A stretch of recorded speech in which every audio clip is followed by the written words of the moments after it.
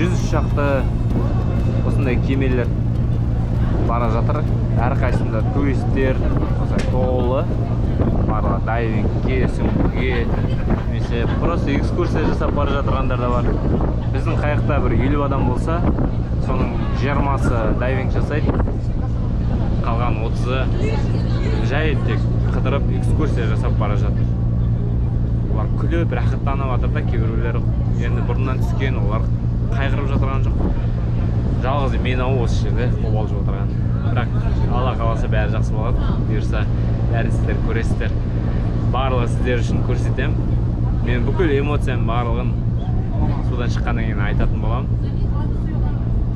Барлығын сіздер көресіздер. Егер сіздерге менің видеоларым ұнап жатырса, каналға тіркеліп, колокольчикті басып, достарыңызбен бөлісіп қойыңыздар.